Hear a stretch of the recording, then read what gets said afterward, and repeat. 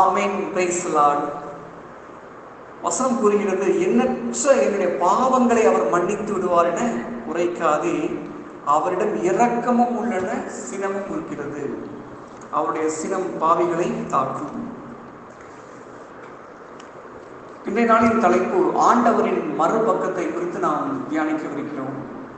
நம்ம நிறைய ஆண்டுடைய இரக்கத்தை குறித்து நம்ம நிறைய செய்திகள் கேட்டிருக்கலாம். ஆக்சுவலா இறை இரக்கத்தின் தந்தை, இறை இரக்கத்தினுடைய ஜெபமாலைன்னு சொல்லுது.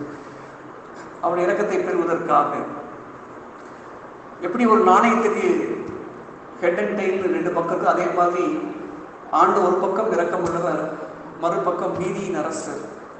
போன வகுப்பு நம்ம பார்த்தோம், அந்த ஜட்ஜ்மெண்ட் டே குறித்து நம்ம தியானித்தோம், நியாய தீர்ப்பை குறித்து. அதனை தொடர்ச்சியாக இன்றைய நாளில் அவருடைய மறுபக்கத்தையும் நம்ம தியானிக்க இருக்கிறோம். அப்போ தான் நம்ம இந்த அச்ச நடுக்கத்தோடு நம்ம மீட்புக்காக உழைத்து வரணும் அப்படிங்கிறத அவர் நம்ம முழுமையாக அறிந்து கொள்ளும் போது தான் நம்மளால் அதை முயற்சி எடுக்க முடியும். இந்த வசனம் சொல்லு பாருங்களேன், என்னுடைய எண்ணற்ற பாவங்களை அவர் மன்னித்து விடுவார் என உரைக்காதே. அவர் மன்னிச்சுவார். சிறுவையிலே ஆண்டவர் தொங்கிட்டு இருக்காரு, அவர் மன்னிச்சுவார், இரக்கம் உள்ளவர் அப்படின்னு அவர் நினைப்படுவார். நான் எப்படி வேணாலும் வாழ்ந்துக்குவேன், அவர் மன்னிப்பார் சொல்லி செய்த பாவத்தையே மீண்டும் மீண்டும் மீண்டும் செய்து கொண்டிருக்கும் போது ஆண்டை சினம் அங்கு பொங்கிடும். இதான் வசனம் சொல்லுகிறது. 2 பேதுரு 2ஆம் அதிகாரம் 21, 22 நம்ம படிக்கிறோம். நாய் தன் கக்கினதை திரும்ப தின்னவரும் பன்றியை குளிப்பாட்டி என்னதான் வச்சாலும் மீண்டும் சேற்றுக்கு என்ன பண்ணுமா, கிளம்பி போகும் என்று சொல்லப்படுகிறது. அப்படின்னா செய்த பாவத்தை மீண்டும் மீண்டும் செய்யக்கூடிய காரியங்கள். அப்படி இருக்கும்போது கடவுளுடைய சினம் என்ன பண்ணுறது வந்து வெளிப்படும். பைபிளில் ஒரு சில உதாரணங்களை நம்ம பார்க்கும்போது ஈஸியாக புரிஞ்சுக்கலாம். ஏன்னா கடவுளை முழுமையா அறிந்து கொள்ளும் போது தான், உதாரணத்துக்கு பெற்றோர்களாகிய நம்ம இருக்கணும்னு வச்சுக்கோங்களேன், நம்ம பிள்ளைகிட்ட அன்பு மட்டும் காட்டணும்னு வச்சுக்கோங்க, அவங்களுக்கு தண்டிக்காம அவங்க என்ன செஞ்சாலும் நம்ம அன்பு மட்டும் காட்டிகிட்டே இருந்தோம் அப்படின்னா, இறக்கம் மட்டுமே காட்டிட்டு இருந்தா அந்த பிள்ளைங்க என்ன பண்ணுவாங்க, அட்வான்டேஜாக எடுத்துக்குவாங்க. நம்ம அப்பா தானே, நம்ம அம்மா தானே, நம்ம என்ன சொன்னாலும் என்ன பண்ண மாட்டாங்க, அவங்க கண்டுக்க மாட்டாங்க அப்படின்னு என்ன பண்ண ஒரு ஒரு லெத்தாஜிக்காக ஆயிடுவாங்க, ஒரு கேஷுவல் எடுத்துக்குவாங்க. அதே சமயம் அன்பு பாராட்ட வேண்டிய நேரத்தில் அன்பு பாராட்டணும், அடிக்க வேண்டிய நேரத்தில் அடிக்கணும்னு சொல்லி சொல்லுவாங்க. அணைக்க வேண்டிய நேரத்தில் அணைக்கணும், அடிக்க வேண்டிய நேரத்தில் அடிக்கணும். நம்ம ஏசப்பாவுடைய ஒரு பண்பு என்னன்னு பார்த்தீங்கன்னா, காயப்படுத்துபவர் அவரே, கட்டு போடுபவரும் அவரே. அடித்தாலும் அணைப்பவர், காயப்படுத்தினாலும் கட்டு போடுகின்றவர். எப்படி பெற்றோர்களாகி நம்ம கோபத்தில் பிள்ளைகளை அடிச்சுட்டா கூட மறுபடியும் என்ன பண்ணுறோம், மறுபடியும் அவங்களை கூப்பிட்டு அரவணைச்சு நம்ம என்ன பண்ணுறோம், அவங்களை ஆற்றி தேற்றோம். நான் எதுக்காக உன்னை அடித்தேன், ஏன் நீ இந்த மாதிரி பண்ணல, அதனால தான் நான் இந்த மாதிரி நான் உன்னை தண்டிச்சேன்னு சொல்லி நம்ம சொல்கிறோம். பார்த்தீங்கன்னா அதே மாதிரி தான் அவர் சினம் கொள்ளும் போது தண்டிச்சாலும் மீண்டும் நம்ம என்ன பண்ணுறாரு, அரவணைச்சு மீண்டும் நம்மளை ஆற்றி தேற்றி மீண்டும் அவரோட கூடிய உறவுகளை புதுப்பித்துக் கொள்ள அவர் ஆண்டவர் விருப்பமுள்ளவராக இருக்கிறார். பைபிளில் பாருங்க, ஆதாம் ஏவாள் பாவம் செய்வதற்கு முன்பாக ஆண்டவரோடு கூட நடந்தார்கள். அப்படிப்பட்ட ஒரு இன்டிமேட் ரிலேஷன்ஷிப் இருந்தது. ஏதேன் தோட்டத்தில் ஆண்டவரோடு என்ன பண்ணுவாங்க, உறவாடுவாங்க. ஆனால் எப்போ அவங்க பாவம் செஞ்சாங்களோ, அந்த வசனம் சொல்லப்படுகிறது, ஏதேன் தோட்டத்திலிருந்து ஆண்டவர் அவர்களை துரத்தினார் என்று வசனம் சொல்லுது. துரத்துறது அப்படிங்கிறது, வெளியேற்றுதல் அப்படிங்கிறதுக்கும் துரத்துதல் அப்படிங்கிறதுக்கு நிறைய வித்தியாசம் இருக்கு. அப்ப அவருடைய சுவாபம் பாருங்க, பாவத்துக்கு அவர் காம்ப்ரமைஸ் ஆகவே மாட்டார் ஆண்டவர். பரிசுத்தம் தான் அவருக்கு முக்கியம், பாவத்துக்கு இடம் கொடுக்கவே கூடாது. அதே மாதிரி பாருங்க, நோவா காலத்துல பார்க்கும்போது மக்கள் எல்லாம் பாவத்துல வாழ்ந்து கொண்டிருக்கும் போது பெருவெள்ளத்தால மக்கள் எல்லாம் ஆண்டவர் அழிச்சார். ஆனா நோவா குடும்பத்தை மட்டும் ஆண்டவர் காப்பாற்றுறார். ஏன்னா அவங்க மட்டும்தான் கடவுளுடைய பார்வையில நேர்மையாளர்களாக இருந்தாங்க, நோவாவும் அவருடைய குடும்பத்து உறுப்பினர்களும். இதான் பாருங்க அவருடைய இரக்கம் பாருங்க, சினம். சோதம் குமாரா பாவத்துல மூழ்கி இருக்கும் போது ஓரினச்சேர்க்கை செய்வோம், அங்கேயும் பாருங்க கந்தகமும் நெருப்பும் வச்சு அந்த சோதம் குமாரை ஆண்டவர் என்ன பண்றாரு, அழித்தார் என்று பைபிள் நம்ம படிக்கிறோம். இதெல்லாம் அவருடைய இன்னொரு முகம். ஆக்சுவலா நம் ஆண்டவர் அழிக்கும் நெருப்பை போன்றவர் என்று எபிரேயர் 12:29 நாம் படிக்கிறோம். ஆரோனுடைய பிள்ளைகள் வேற்று தெய்வத்துக்கு வழிபட்ட அந்த நெருப்பை கொண்டுட்டு ஆண்டுடைய இல்லத்துக்கு வருவாங்க. அப்ப ஆண்டவர் ஆரோனின் பிள்ளைகள் என்று கூட பார்க்க மாட்டார். அவங்க என்ன பண்ணுவார், அப்படியே நெருப்பு வந்து அவங்களை அழிச்சிடுவார். அப்படின்னா பாருங்க எவ்வளவு அந்த வேற்று தெய்வ வழிபாட்டை ஆண்டவர் எவ்வளவு அருவருக்கிறார், வெறுக்கிறார் என்று அதை தெரிஞ்சு கொள்ளலாம். இதுதான் தாவீது அருமையா சொல்லுவார். திருப்பாடல் 16:4-5 நாம் படிக்கும்போது, வேற்றின தெய்வங்களை வழிபடுவோர் தங்களுடைய துன்பங்களை பெருக்கிக் கொள்வார்கள், அவற்றுக்கு இன்னும் இடப்படக்கூடிய இரத்த பலிகளில் நான் என்ன மாட்டேன், நான் பங்கு கொள்ள மாட்டேன் என்று தாவீது சொல்றார். வேற்று தெய்வ வழிபாடு துன்பத்திற்கு பல காரணங்கள் இருக்குது. அதுல ஒரு காரணம் என்னன்னு பார்த்தீங்கன்னா, அந்த ஐடல் வர்ஷிப், வேற்று தெய்வங்களை வழிபடக்கூடிய காரியங்கள், அது துன்பத்தை என்ன பண்ணுவாங்க, அவங்க பெருக்கிக் கொள்வார்கள் என்று வசனம் கூறுகிறது. அதே மாதிரி ஏலியோட வாழ்க்கையை நம்ம பார்க்கிறோம். ஏலி ஆண்டருக்காக ஊழியம் செய்தவர் தான், ஒரு குருவா இருந்தவர் தான். ஆனா எப்ப ஏலி தன்னுடைய பிள்ளைகளை கண்டிச்சு திருத்தலையோ அந்த சமயத்துல ஆண்டுடைய சினம் ஏலிக்கு எதிராக மூழ்கிறது. உன் பிள்ளைகள் தவறான வழியில் செல்வதை தெரிந்திருந்தும் நீ அவர்களை கண்டிக்காத குற்றத்திற்காக உன்மேல உன்னுடைய குடும்பத்தின் மீது இந்த சாபம் வருகிறது என்று சொல்லப்பட்டிருக்கிறது. கண்டிக்க அறிந்திருந்தும் தெரிந்திருந்தும் புரிந்திருந்தும் செய்யக்கூடிய பாவங்கள், நம்ம அறியாமையில செய்யக்கூடிய பாவங்களை ஆண்டு மன்னிச்சிடுவார். திருத்துதர் பணிகள் 17:30 படிக்கிறோம். நம்ம அறியாமையில் செய்த பாவங்களை ஆண்டு மன்னிக்கிறார். ஆனால் இப்போது எல்லாரும் மனமாற வேண்டும் என்று ஆண்டவர் விரும்புகிறார். யாக்கோபு 4:17 நாம் படிக்கிறோம். ஒருவருக்கு நன்மை செய்ய தெரிந்திருந்தும் அவர் அதை செய்யாவிட்டால் அது பாவம். நன்மை செய்ய தெரிந்திருந்தும் அதை செய்யலைன்னா அது பாவம். உதாரணத்துக்கு அந்த செல்வர் தான் கண் முன்னாடியே லாசர் கஷ்டப்படுறது தெரியுது. இவர் நாள்தோறும் நல்லா வகை வகையா உணவை சாப்பிட்றாரு, புதுசு புதுசா உடையை உடுத்தி நல்ல லைஃபை என்ஜாய் பண்றாரு, நல்லா அனுபவிக்கிறாரு வாழ்க்கையை. தான் கண் முன்னாடியே லாசர் என்ன பண்றாரு, கஷ்டப்படுறாரு, உணவு இல்லாம மருத்துவம் இல்லாம அப்படி வேதனைப்பட்டு இருக்கிறாரு. அவர் என்ன பண்ணிருக்கலாம், அவர் உதவி செஞ்சிருக்கலாம். அந்த லாசருக்கு வந்து தன்னாலான உதவிகள் என்ன பண்ணலாம், உணவு கொடுத்து மருத்துவத்தை கொடுத்து என்ன பண்ணலாம், உதவி செஞ்சிருக்கலாம். அதனால்தான் ஏன் இன்னைக்கு வரைக்கும் அவங்க நரகத்துல வேதனைப்பட்டு கொண்டிருக்கிறாங்கன்னா, அந்த இரக்கம் என்ற கனி இல்லாததுனாலதான், அடுத்திருப்பவர் மீது இரக்கம் காட்டாததுனாலதான். இரக்கமற்றவருக்கு இரக்கமற்ற தீர்ப்பே கிடைக்கும் என்று யாக்கோபு 2:13 நம்ம படிக்கிறோம். அப்ப அவருடைய இரக்கத்தை பெறுபவர்களாக நம்ம வாழ்ந்தால்தான் அந்த மோட்ச பாக்கியத்தை நாம் பெற்றுக்கொள்ள முடியும். அப்ப அறிந்திருந்தும் தெரிந்திருந்தும் புரிந்திருந்தும் செய்யக்கூடிய பாவங்கள் அது கடவுளுடைய சினத்தை வருவிக்கின்றன. அந்த வசனத்தை நாம் படிப்போம். எபிரேயர் 10:26 வசனத்தை நாம் வாசிப்போம். எபிரேயர் 10:26 வசனம்.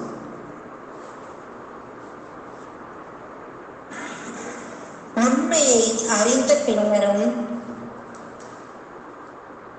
வேண்டுமென்றே நாம் பாவத்தில் நிலைத்திருந்தால் இனி நமக்கு வேறு எந்த பாவம் போக்கும் பணியும் இராது. ஆமென். Praise the Lord. ஆமென். Praise the Lord. நான் தொடர்ந்து படிங்க சிஸ்டர். அதுக்கு அடுத்த வசனம் படிங்க சிஸ்டர். மாறாக அச்சத்தோடு நாம் எதிர்பார்த்திருக்கும் தீர்ப்பும் பகைவர்களை சுட்டெரிக்கும் கடவுளது சீற்றமுமே எஞ்சியிருக்கும். ஆமென். Praise the Lord. ஆமென். Praise the Lord. பாருங்க, உண்மையை அறிந்த பின்னரும் வேண்டுமென்றே நாம் பாவத்தில் நிலைத்திருந்தால் அங்க பாவம் போக்கும் பணி எதுவுமே இராது. உண்மையை அறிந்ததுக்கு அப்புறம் அப்ப பைபிள் படிக்கிற நம்மகிட்ட ஆண்டவர் நிறைய கணக்கு கேட்பார். அதை நாம் ஒருபோதும் நாம் மறக்கவே கூடாது. உண்மையை அறிந்த பின்னரும், நம்ம சத்தியத்தை அறியாத வரைக்கும் அது வேற. நம்ம சத்தியத்தை அறிந்தோம்னா கண்டிப்பா அதன்படி நம்ம வாழ்ந்தாகணும். அதுதான் ஆண்டுடைய வசனம் சொல்லுது. யோவான் 8:32 நாம் படிக்கிறோம். உண்மையை அறிவீர்கள், உண்மை உங்களை விடுதலையாகும். You will know the truth and the truth will set you free. சத்தியத்தை அறிவீர்கள், சத்தியம் உங்களை விடுதலையாக்கும். அப்ப நம்ம சத்தியத்தை அறிஞ்சிருக்கோம், ஆனா இன்னும் நான் விடுதலை ஆகல அப்படின்னா நம்ம என்ன காரணம்? இறைவார்த்தை பைபிள் நான் 5 முறை படிச்சுட்டேன், 10 முறை படிச்சுட்டேன், ஆனாலும் பாவத்திலிருந்து நான் விடுதலை ஆகல. ஏன்? என்ன காரணம்? உதாரணத்துக்கு இப்ப புறங்கூறுதல் அப்படிங்கிறது அது பாவம் என்று பல இடங்கள்ல பைபிளில் சொல்லப்பட்டிருக்கு. திருப்பாடல் 15ஆம் அதிகாரத்தில் படிக்கும்போது மற்றவர்களை பற்றி குறக்கூறுதல், நாவினால் புறங்கூறுபவங்க பரலோகத்தில் நுழைய முடியாது என்று சொல்லப்பட்டிருக்கு. அதை தெரிந்திருந்தே மீண்டும் அதிலிருந்து விடுதலை பெறுவதற்கு முயற்சி எடுக்காம, தன்னிடம் உள்ள குறைகளை பார்க்காம மற்றவங்களோட குறைகளை பார்த்து கொண்டே பேசுறது, குறை சொல்றது, இதுதான் வேண்டுமென்றே செய்யக்கூடிய பாவம் அப்படிங்கிறது. இதே மாதிரி தான் ஜாதி பார்த்தல் அப்படிங்கிறது ஆண்டு பைபிள்ல தெளிவா போடப்பட்டிருக்கு. கிறிஸ்தவர்கள் ஜாதி பார்க்கவே கூடாது, இது ஆண்டு விரும்பாத காரியம், அருவருக்கக்கூடிய ஒரு காரியம். கலாத்தியர் 3:28 நாம் படிக்கிறோம், உங்களிடையே யூதர் என்றோ கிரேக்கர் என்றோ உயர்குடி மக்கள் என்றோ தாழ்குடி மக்கள் என்றோ எந்த வேறுபாடும் கிடையாது, நாம் எல்லாரும் கிறிஸ்துவுக்குள்ளாக என்ன பண்றோம் பார்த்தீங்கன்னா ஒருவராக இருக்கிறோம். அவருக்குள்ளாக நம்ம என்ன பண்றோம், ஒன்றிணைந்து இருக்கிறோம். அவருடைய திருவுடலை திருடத்தை நம்ம எல்லாரும் பருகிறோம், நம்ம எல்லாம் அவருடைய பிள்ளைகளா இருக்கிறோம், அவரோடு பருவத்தில் இருக்க போறோம். இப்படி இருக்கும்போது ஏன் இந்த பாகுபாடுகள், வேறுபாடுகள்? அந்த வசனத்தை நாம் வாசிப்போம். கலாத்தியர் 3ஆம் அதிகாரம் 28வது வசனத்தை நாம் வாசிப்போம். கலாத்தியர் 3ஆம் அதிகாரம் 28வது வசனம்.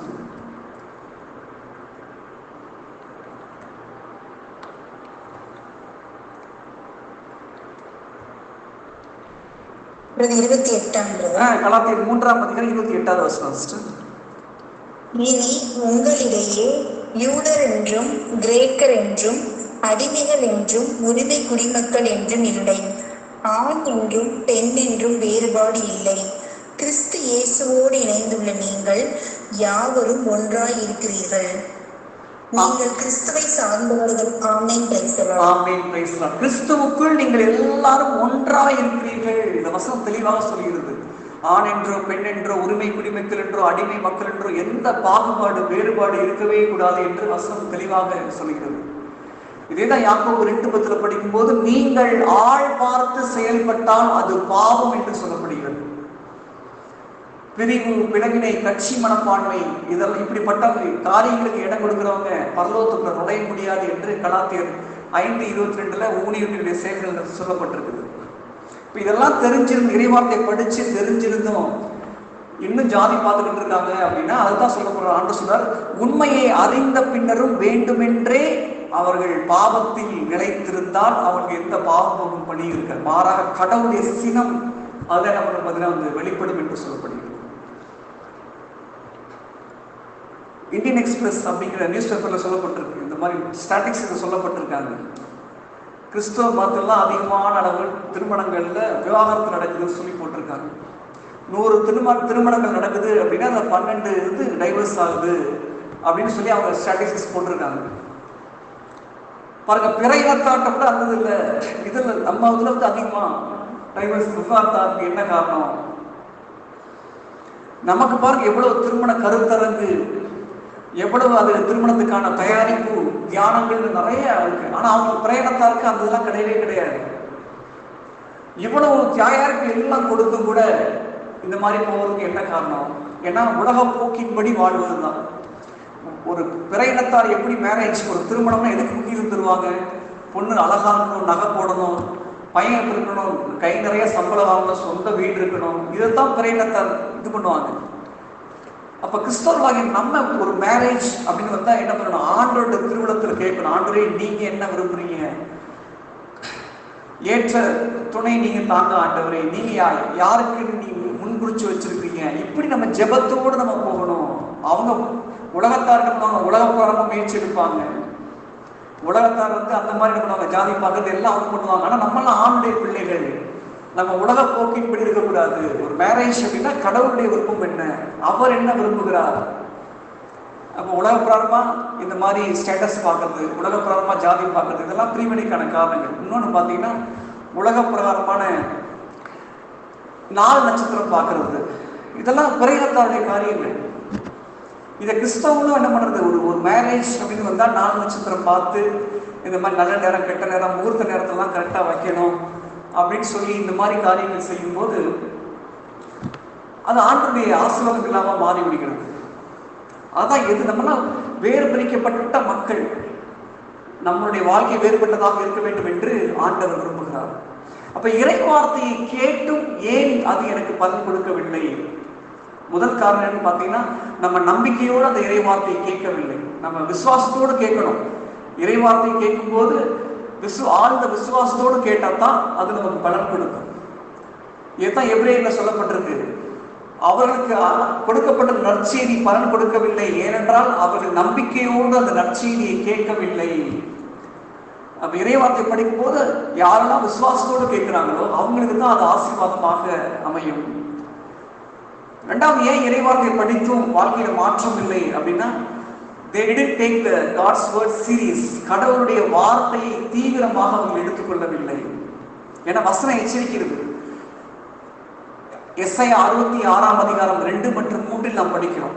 எளிய உள்ளத்தோரையும் தன்னுடைய குற்றங்களுக்காக வருந்துவோரையும் என்னுடைய சொல்லுக்கு அஞ்சுவோரையும் நான் கண்ணோக்குவேன் என்கிறார் ஆண்டவர். யாருடைய ஜெபத்துக்கு ஆண்டவர் கேட்பான்னா, என்னுடைய சொல்லுக்கு அஞ்சுவோரே, அவருடைய வார்த்தைக்கு அஞ்சி நடுங்கணும். அப்பதான் நம்முடைய ஜெபத்துக்கு என்ன பண்ணுவார்? ஆண்டவர் பதில் கொடுப்பார். அவருடைய வார்த்தைக்கு அஞ்சி நடுங்கணும். உதாரணத்துக்கு மனிதர் பேசும் ஒவ்வொரு வார்த்தைக்கு நான் கணக்கு கேட்பேன்னு சொன்னார்னா, அந்த வாசனத்துக்கு நம்ம எவ்வளவு அஞ்சி நடுங்கணும், அந்த அச்சம் நமக்குள்ளாக இருக்கணும். ஆண்டவர் சொன்னார் அப்படின்னா கண்டிப்பா என்ன பண்ணுவார்? அவர் கணக்கு கேட்பார். அதை விசுவாசிக்கணும். நம்ம எப்படி அற்புதங்கள் அதிசயங்களை விசுவாசிக்கிறோம் பாத்தீங்களா? உன்னுடைய நம்பிக்கையின்படியே உனக்கு ஆகட்டும், அந்த வசனம் நம்ம விசுவாசிக்கணும். அதே மாதிரி இந்த வசனம் நம்ம விசுவாசிக்கணும். அவர் சொன்னார் இந்த மாதிரி, மனிதர் பேசும் ஒவ்வொரு வார்த்தைக்கும் இறுதி நாளில் கணக்கு கேட்கப்படும். அதை நம்ம விசுவாசிச்சா ஆட்டோமேட்டிக்கா நமக்கு தெய்வ பயம் வரும். கண்டிப்பா ஆண்டவர் அவர் வார்த்தையை சொன்னார்னா கண்டிப்பா கேட்பார் அப்படிங்கிற ஒரு ஃபியர் இருக்கணும். Fear of God. அதான் ஆண்டவர் சொல்ல, என்னுடைய சொல்லுக்கு என்ன பண்ணணும்? அஞ்சி நடுங்கணும். அப்படிப்பட்டவங்களுடைய ஜெபத்தினாதான் என்ன பண்ணுவேன்? நான் கேட்பேன் என்று ஆண்டவர் சொல்லுகிறார். இன்னொன்று, இறை வார்த்தை படித்தும் ஏன் மனமாற்றம் ஏற்படல? ஏன்னா பலர் என்ன பண்றாங்க, இன்னைக்கு நிறைய பேர் பைபிள் படிக்க ஆரம்பிச்சிட்டாங்க. கொரோனா பீரியடுக்கு அப்புறம் பார்த்தீங்கன்னா நிறைய பேர் ஆன்லைன் மூலமா பல ஆன்லைன்ல பிரேயர் இந்த மாதிரி மீட்டிங்ல கலந்துக்கிட்டு இறை வார்த்தை நிறைய பேர் படிக்க கேட்க ஆரம்பிச்சிட்டாங்க. ஆனால் இறை வார்த்தையின்படி வாழணும் அப்படின்னு முயற்சி எடுக்கிறவங்க சிலர். பலர் இறை வார்த்தையை படிக்கிறாங்க. உதாரணத்துக்கு மறைநூல் அறிஞர், அதை நம்ம தியானிக்கும் போது பார்த்தோம் அப்படின்னா பைபிள் ஸ்காலர், பைபிளை கரைச்சு குடிச்சவங்க. ஆனா அவங்கள பார்த்து ஆண்டவர் என்ன பண்றாரு பார்த்தீங்கன்னா சாடி சாடி பேசுறாரு. மத்தேயு 23ஆம் அதிகாரத்துல டைம் படிக்கும் படிச்சு பாருங்க. அதுல ஃபுல்லா அந்த மறைநூல் அறிஞர் பரிசேயர் ஐயோ உங்களுக்கு கேடு, விரியன் பாம்பு குட்டிகளேன்னு சொல்லி அனுப்புவாரு. அந்த இது ஃபுல்லா சொல்லியிருப்பாரு. வெள்ளை அடிக்கப்பட்ட கல்லறைகளே என்று சொல்லியிருப்பார். இதெல்லாம் இயேசுடைய போதனை. இதெல்லாம் நம்ம ஆழ்ந்து நம்ம கவனிக்கணும். பெருஞ்சுமை சுமந்து சோர்ந்திருப்பவர்களே எல்லோரும் என்ன பாருங்கள், அது மட்டும் கிடையாது. அதே ஆண்டவர் இங்க என்ன சொல்றாரு? வெள்ளை அடிக்கப்பட்ட கல்லறைகளேன்னு சொல்றாரு, விரியன் பாம்பு குட்டிகளேன்னு சொல்றாரு. இயேசுனுடைய வாயிலிருந்து வந்த வார்த்தைகள் இதெல்லாம். இதையும் நம்ம தியானிக்க. இதுதான் இயேசுடைய மறுபக்கம். அந்த மறைநூலிங்களை பத்தி சொல்றாரு. அவங்க பைபிளை கரைச்சு பிடிச்சிருந்தாங்க, ஆனா அவங்க வாழ்க்கையில எந்த மாற்றமுமே இல்லை. இதான் ஒரு சகோதரி என்ன சொன்னாங்க, பிரதர் என்னுடைய மாமியார் டெய்லி பூசைக்கு போறாங்க, பைபிள் படிக்கிறாங்க, ஆனாலும் அவங்க வாழ்க்கையில எந்த மாற்றமுமே இல்லை பிரதர். பல வருஷமா என்ன பண்றாங்க? பூசைக்கு போறாங்க, பைபிள் படிக்கிறாங்க, அன்பியத்துக்கு போறாங்க, ஆனாலும் வீட்டுல சண்டை, சமாதானம் இல்லை, வெறுப்பு, கசப்பு, இன்னும் சினிமா பார்க்கறத விடல, சீரியல் பார்க்கறத விடல. இப்ப நம்ம ஆண்டவர்ல இறைவார்த்தை தொட்டுட்டோம்னா அதெல்லாம் தொடக்கூடாது. ஆக்சுவலா இப்படி நான் இறைவார்த்தையும் படிப்பேன், அங்கிட்டு மதுபானத்தையும் படிப்பேன் அப்படி கிடையாது. நான் பாட்டிலையும் தொடுவேன், அதே கையால இறைவார்த்தை தொடுவேன் அப்படி கிடையாது. அதே மாதிரி தான் நம்ம இறைவார்த்தை தொடுத்தோமா சினிமா சீரியல்லாம் விட்டுறணும். ஆக்சுவலா இன்னும் நிறைய பேருக்கு அது விட்டுறதுக்கு மனசு இல்லை. அது மாதிரி தான் சொன்னாங்க. ஏன்னா அந்த இறை வார்த்தை அங்கே ஒரு மாற்றத்தை ஏற்படுத்தல, தாக்கத்தை ஏற்படுத்தல, ஏதோ பேருக்காக கடமைக்காக. இது மாதிரி தான் மறைநூல் அறிஞர். அவரை பாருங்க, பைபிள் ஸ்காலரை பார்த்து ஆண்டவர் சொல்றாரு. ஏன் அப்படின்னா அவர்கள் சொல்வார்கள் ஆனால் செயல்ல காட்ட மாட்டாங்க. மத்தேயு 23:3 சொல்லுவார் ஆண்டவர், மறைநூல் அறிஞர் பரிசேயர் அவங்க என்னெல்லாம் சொல்றாங்களோ அதெல்லாம் நீங்க என்ன பண்ணுங்க? செய்யுங்கள். ஆனால் அவர்கள் செய்வது போல நீங்கள் செய்யாதீர்கள். ஏனென்றால் அவர்கள் சொல்வார்கள் ஆனால் செய்ய மாட்டார்கள். சொல்றது எல்லாருக்கும் ஈஸி தான், ஆனா செய்யணும், அதான் முக்கியம். இப்போ விசுவாசம் அப்படிங்கிறது என்னன்னு பார்த்தீங்கன்னா செயலற்ற விசுவாசம், செத்த விசுவாசம். அந்த வசனத்தை நம்ம படிப்போம். யாக்கோபு 2:26 வசனம் மிக முக்கியமான ஒரு வசனம். உயிர் இல்லாத உடல் செத்தது போல செயலற்ற விசுவாசம் செத்த விசுவாசம் என்று சொல்லப்பட்டிருக்கும். யாக்கோபு 2 கடைசி வசனம். உயிர் இல்லாத உடல் போல செயல்கள் இல்லாத நம்பிக்கையும் செத்ததே. ஆமென். Praise the Lord. ஆமென். Praise the Lord. விசுவாச வரம் அது அப்படிங்கிறது ஒரு கிரேட்டஸ்ட் கிஃப்ட், பரிசுத்தாவின் தரக்கூடிய வரம். இப்போ உதாரணத்துக்கு பைபிள்ல வந்து பல வசனங்கள் இருக்குது. அந்த வசனங்கள் நம்ம ரிப்பீட்டடா சொல்லலாம், நல்லதுதான். ஆனால் மனமாற்றம் இல்லாமல் நம்ம எத்தனை முறை தான் அந்த பைபிள் வசனத்தை சொல்லிட்டு இருந்தாலும் அது நமக்கு என்ன பண்ணாது, மாற்றத்தை ஏற்படுத்தாது. அதான் வசனம் சொல்லுது, செயலற்ற விசுவாசம் செத்த விசுவாசம். செயல்ல நம்ம காட்டணும் அந்த விசுவாசத்தை. நான் இயேசுவை நம்புறேன்னு சொல்லி வெறும் விசுவாசம் மட்டும் இருந்தா பார்த்தது, அது நம்ம செயல்ல காட்டணும். நீங்கள் மனம் மாறியவர்கள் என்பதை அதற்கேற்ற செயல்களால் காட்டுங்கள் என்று திருமுழுக்கு யோவான் தம்மிடம் வந்தோரை பார்த்து சொல்றாங்க. நீங்க மனம் மாறிட்டேன் அப்படிங்கிறது என்ன பண்ணுங்க, நீங்க வார்த்தையில சொல்லாதீங்க, செயல்ல காட்டுங்க. 1 கொரிந்தியர் 4:20 நம்ம படிக்கிறோம், இறை ஆட்சி என்பது பேச்சில் அல்ல, மாறாக செயல்பாட்டில் தான் உள்ளது. பேசுறது எல்லாத்துக்கும் ஈஸி தான், ஊருக்கு உபதேசம் அப்படிங்கிற மாதிரி சொல்றது. ஆனா நம்மளுடைய நடைமுறை வாழ்க்கையில பிராக்டிக்கல் நம்ம என்ன பண்ணணும், கடைபிடிக்கணும். அப்ப செயல்பாட்டுல கொண்டு வரணும், விசுவாசம் மட்டும் பத்தாது. உதாரணத்துக்கு ஆண்டுடைய தழும்புகளால் நான் குணமாகிறேன் அதை மட்டுமே சொல்லிட்டு இருந்தா எப்படி ஹீலிங் ஆயிருங்களா? என்ன பண்ணணும், ஃபர்ஸ்ட் வீட்டோட மாமியாரை மன்னிக்கணும், அவங்ககிட்ட அன்பு காட்டணும். மனமாற்றத்தோடு இந்த இறைவாக்கை அறிக்கை செஞ்சாதான் அங்க வந்து செயலாற்றும். நான் மனம் மாற மாட்டேன், ஆனா வசனத்தை மட்டும் நான் ரிப்பீட்டடா சொல்லிக்கிட்டே இருப்பேன், அங்க என்ன பண்ணது, அற்புதம் நடக்காது. என்ன பண்ணணும், சரி செய்ய வேண்டியதை நம்ம சரி செய்யணும். அதான் ஒரு ஊழியர் சொல்லுவார், சர்ச்சுக்கு போனா ஒரே அந்நிய பாசை, வீட்டுக்கு வந்தா ஒரே அக்கிரம பாசை அப்படின்னு சொல்லி. ஒரு ஊழியர் ஒருத்தவங்க வீட்டுக்கு போயிருந்துருக்காங்க. அப்ப அந்த மனைவி சொல்லியிருக்காங்க, என் வீட்டுக்காரர் சர்ச்சுக்கே வரமாட்டாங்க பிரதர், நீங்க ஏதாவது சொல்லி அவங்க என்ன பண்ணுங்க, சர்ச்சுக்கு கூப்பிட்டுவாங்க, ஆலோசனை சொல்லுங்க அப்படின்னு சொன்னாங்க. அப்ப இவர் சொல்றாரு, ஏங்க பிரதர், உங்க ஒய்ஃபு எவ்வளவு நல்லா ஜெபிக்கிறாங்க, அந்நிய பாசை பேசி பயங்கரமா சொல்றாங்க, நீங்க என்னடானா இப்படி சர்ச்சுக்குள்ள வராம இருக்கிறீங்களே அப்படிங்கிறப்ப அவர் சொல்றாரு, பிரதர் நீங்க வெளியில இருந்து பாக்குறீங்க, இவங்களோட கூடவே இருக்கவங்க நாங்க தான், எனக்கு தான் தெரியும் அவங்க எப்படிப்பட்டவங்க. வெளியில நல்லா அந்நிய பாசையில பேசுறாங்க, ஆனா வீட்டுல நான் சொல்றது எதையுமே கேட்கறது இல்லை, எனக்கு மதிப்பே கொடுக்கறது இல்லை. எங்க அம்மா படுத்த படுக்கையா இருக்காங்க, கவனிக்கிறதே இல்லை, நான் தான் எங்க அம்மாவை எல்லாம் பாத்துக்கிறேன். இவங்க மாமியார் என்ன பண்ண, ஒரு அன்பான வார்த்தை எதுவுமே கிடையாது. அந்நிய பாசை பேசி என்னங்க பிரயோஜனம், அன்பு இல்லாம செய்யறது என்ன பிரயோஜனம் கேட்டார். அதான் இறை வார்த்தை சொல்கிறது, வானவர் மொழியில் நான் பேசினாலும் மானிட மொழியில் நான் பேசினாலும் அன்பு எனக்கு இல்லையே ஒன்றும் இல்லை. நம்ம அந்நிய பாசை பேச நல்லது, உண்மையிலே அது வந்து greatest gift, one of the gift, பரிசுத்தக்கூடிய கிஃப்ட். அதை அந்த அந்நிய பாசை மூலமாக நம்ம ஆண்டோட நம்ம நெருங்கி போக முடியும், இன்னும் நிறைய நேரம் அவங்களோட நம்ம ஜெபிக்க முடியும், நல்லது. ஆனா அதே சமயம் அன்பு இல்லாமல் இருந்தது என்றால் அது பயனில்லாதான் சொல்லப்படுகிறது. அது பாத்தீங்கன்னா வந்து அந்நிய பாசை ஏதாவது சொல்லுது, மாயிடர் மொழியில் விண்ணவர் மொழியில் நான் பேசலாம், மாயிடர் மொழியில பேசலாம், ஆனால் எனக்கு அன்பு இல்லை என்றால் ஒன்றும் இல்லை. மலைகளை பெயர்ந்து சொல்லக்கூடிய அளவுக்கு என்கிட்ட விசுவாசம் இருக்கலாம், என்னுடைய உடலையே நான் சுத்தரிக்கக்கூடிய அளவுக்கு என்கிட்ட விசுவாசம் இருக்கலாம், ஆனாலும் அன்பு என்கிட்ட இல்லைன்னா வேஸ்ட், ஒன்றும் இல்லை. எண்ணக்கூடிய செல்வத்தை எல்லாம் வாரி வாரி நான் என்ன பண்ணலாம், வழங்கலாம், இறைவாக்கு உரைக்கலாம், எல்லாம் பெற்றிருந்திருக்கலாம், ஆனாலும் அன்பு என்கிட்ட இல்லைன்னா ஒன்றுமே இல்லை என்று சொல்லப்பட்டிருக்கு. அப்ப செயல் அந்த விசுவாசத்தை காட்டணும், மனமாற்றத்தோடு கூடிய எல்லாமே இருக்கணும். மனமாற்றத்தோடு கூடிய ஜெபம், மனமாற்றத்தோடு கூடிய வேத வாசிப்பு, மனமாற்றத்தோடு கூடிய ஊழியம்.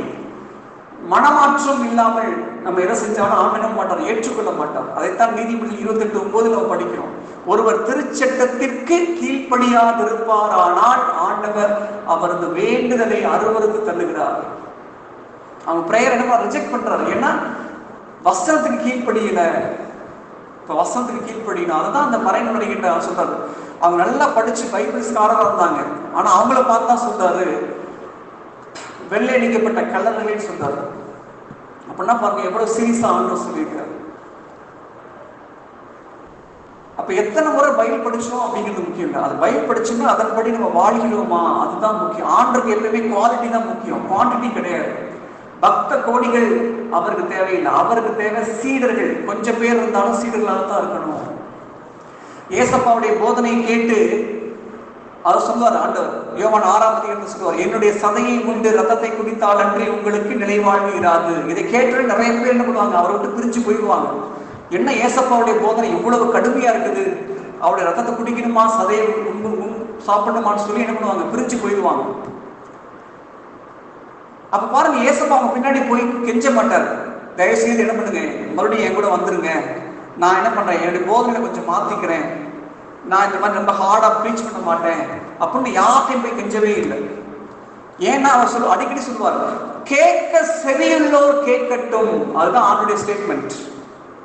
காதுள்ளவன் கேட்க கடவன், கேட்பவன் கேட்கட்டும், மறுப்பவன் மறுக்கட்டும். பரலோகம் வரணும்னா இதுதான் ரூல்ஸ் அண்ட் ரெகுலேஷன்ஸ். யாராக இருந்தாலும் அதில் நான் காம்ப்ரமைஸ் ஆகவே மாட்டேன், அதில் நான் விட்டு கொடுக்கவே மாட்டேன்.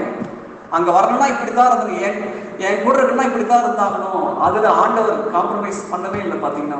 அதனாலதான் அவங்க போனவங்க சரி போறீங்களா போய்க்குன்னு விட்டார் ஆண்டவர். சீடர்களையும் பார்த்து கேட்டார், நீங்களும் என்னை விட்டு போய்விட மனதா இருக்கிறீங்களா?